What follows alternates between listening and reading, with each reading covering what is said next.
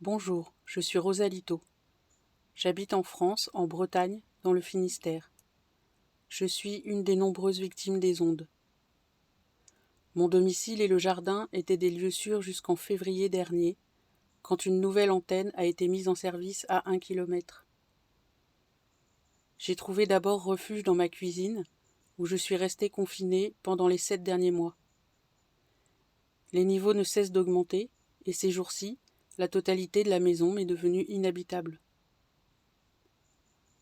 Il y a 3 ans, j'étais comme beaucoup d'entre vous, accro à mon smartphone et à mes objets sans fil. Ma vie a basculé lors de l'installation d'une nouvelle box au Wi-Fi plus fort que la précédente. J'ai reçu un choc indescriptible et je suis devenue, instantanément, hautement intolérante aux radiations électromagnétiques artificielles. Il n'y a pas de retour en arrière. Certains ont vécu la même chose que moi, ce qui offre, d'une certaine manière, la chance de comprendre immédiatement ce qu'il nous arrive. Pour d'autres, les symptômes s'installent progressivement au fil du temps. Maux de tête, acouphènes, insomnie, tachycardie, tremblements, anxiété, vertige, brouillard mental, épuisement, burn-out. Cela peut alors prendre des années pour faire le lien avec les ondes.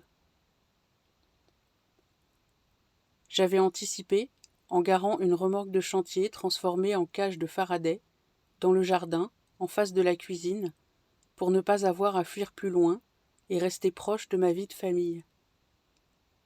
C'est de cette sorte de cachot, où je passe la plupart de mon temps, que j'enregistre ce message. Je suis en lien avec des camarades de galère dans toutes les régions de France, en Espagne, au Royaume-Uni, en Allemagne, en Belgique, au Luxembourg, en Suisse, en Amérique du Nord, en Australie, en Polynésie et en Nouvelle-Zélande. Nous sommes des millions. Certains arrivent encore à se maintenir à domicile avec difficulté. D'autres sont contraints de dormir dans leur cave. Nombreux, devenus SDF tout en ayant un toit, sont réfugiés dans des habitats précaires ou dans leur voiture au milieu des bois, où il devient même difficile de trouver une zone blanche. Nous n'avons plus accès à la vie sociale, à la vie civile. Nous n'avons plus accès au logement, au travail, nous n'avons plus accès aux soins.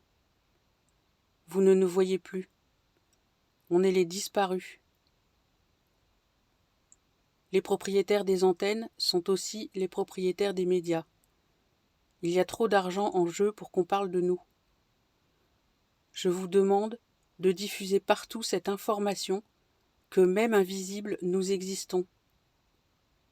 Nous sommes niés par les institutions. Avec une facilité crasse, on nous conspue en nous traitant d'amiches. Pour ma part, je suis geek et ne cesserai jamais de me connecter pour informer et donner des nouvelles. Internet sans ondes, c'est possible. Si vous vous trouvez dans des difficultés similaires, ne restez pas seul, rejoignez-nous, vous trouverez au moins de l'humanité.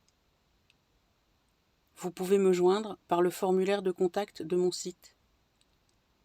Merci d'avoir écouté jusqu'au bout. À bientôt.